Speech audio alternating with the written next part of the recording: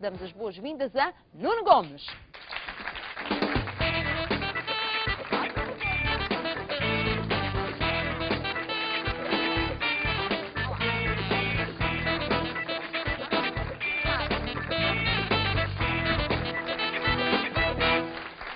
Muito boa tarde, Nuno. Boa tarde.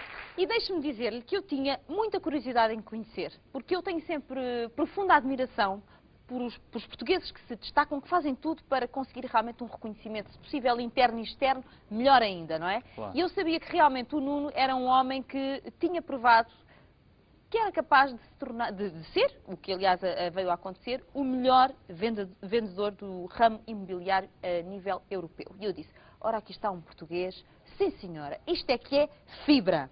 O curioso é que este homem não nasceu propriamente num berço de ouro, não é? Com toda a sua vida facilitada. Podemos falar um bocadinho Claro que sim. do início, não é? Para as pessoas até valorizarem o percurso que fez, que tem uma história muito bonita. Eu considero que se não tivesse tido algumas dificuldades, não estaria onde estou. E realmente a necessidade provoca muitas vezes o desejo de uma pessoa querer crescer mais e melhor. Eu acho que isso aconteceu comigo, mas aquilo que eu consegui, qualquer um poderá conseguir, basta trabalhar imenso.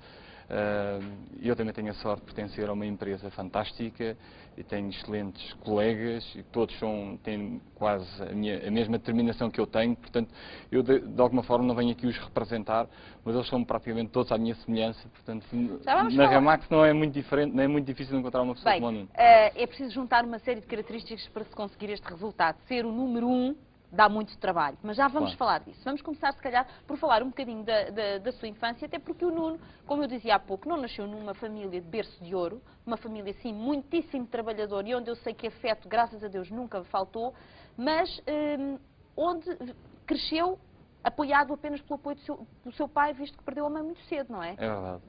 É curioso que quando me contactaram, a vossa produção me contactou e vieram-me contactar pelo sucesso que eu tenho tido a título profissional.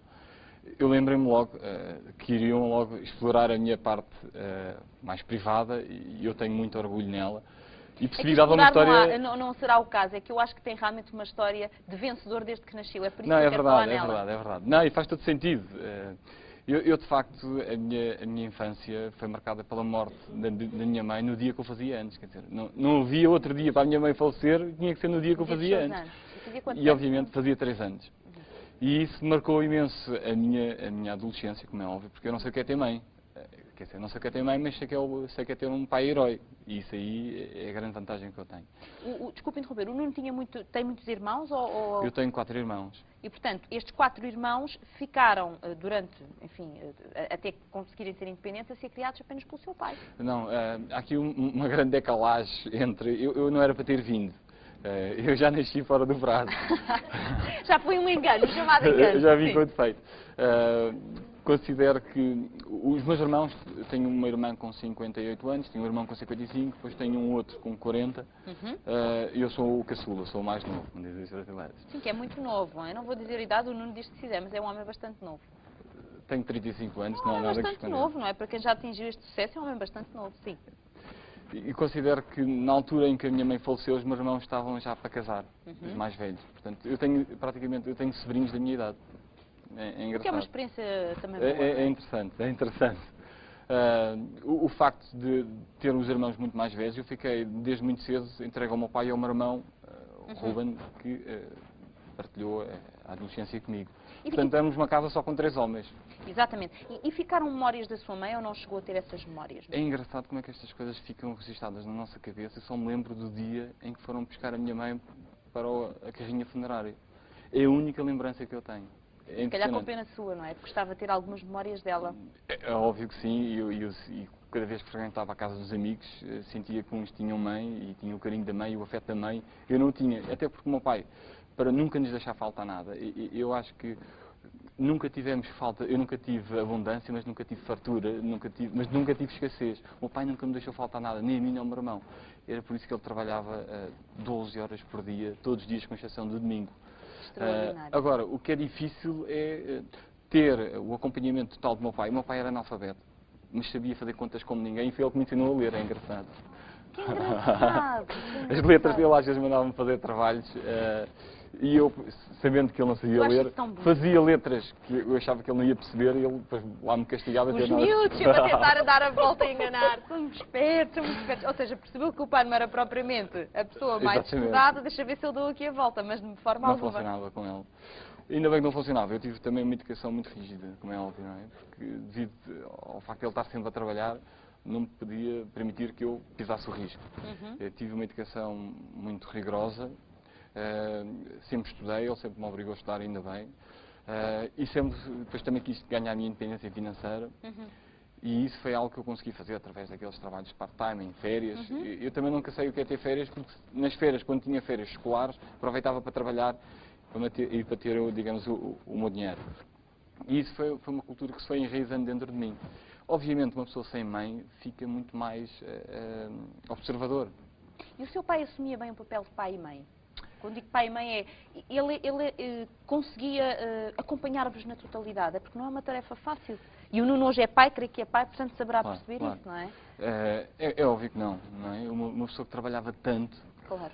E para garantir, digamos, tudo em Uma casa. vida digna aos filhos. Claro, e repare, neste momento todos os nossos irmãos somos elementos de sucesso.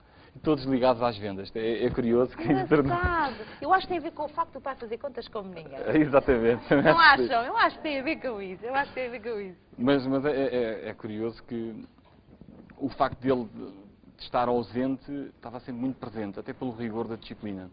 Eu nunca pisava o risco, porque sabia que depois ia-me doer no As corpo. consequências iam Exatamente. doer. Mas o curioso é que, apesar de ele ser um pai que estava bastante ausente, a trabalhar sempre em prol dos filhos, e eu sei que ele nunca voltou, enfim, não voltou a ter uma outra companheira, porque sei que foi um pedido da sua mãe, e ele quis respeitar isso, mostrava que ele realmente verdade. era um homem extremamente coerente e, enfim, fez a promessa e quis cumpri-la, portanto, era um homem de palavra, fez com que, efetivamente, vocês crescessem sempre capazes de criar coisas vossas, ou seja, este homem era rigoroso, mostrava-vos no dia-a-dia que o rigor dá frutos e, portanto, vocês desde pequeninos que perceberam que querem ter frutos, têm de se fazer à vida, como se costuma dizer, não é? É mesmo tempo.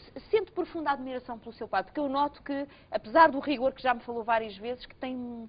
Os seus olhos brilham quando fala do Claro, seu pai. Há uma profunda admiração por ele. Eu tento desviar um bocadinho a conversa porque é difícil não me emocionar quando falo do meu pai, Claro. até que ele também já faleceu. Tudo o que eu sou hoje em dia devo ao meu pai, disso eu não tenho dúvidas. E se não fosse ele, se não fosse o caráter vincado dele, eu não seria a pessoa que sou hoje. Disso não me restam dúvidas.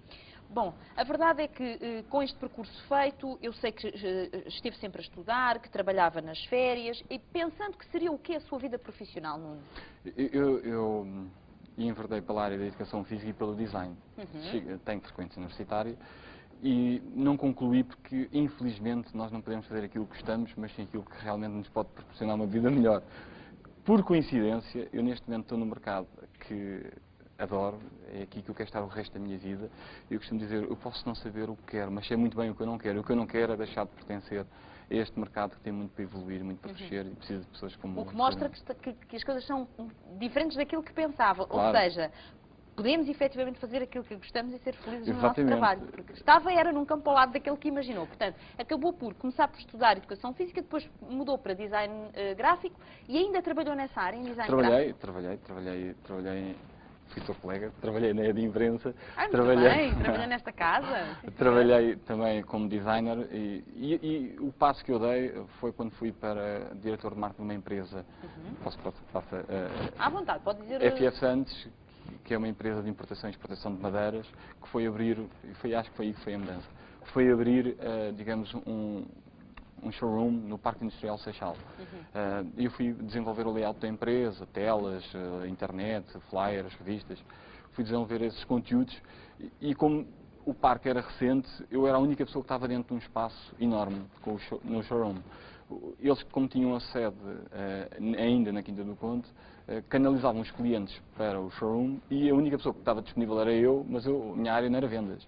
E eu é que os recebia e fazia questões de receber e pedia a eles para canalizar os clientes. E comecei a desenvolver o meu gosto pelas vendas e foi aí que eu percebi percebi que gostava de ter contacto com as pessoas.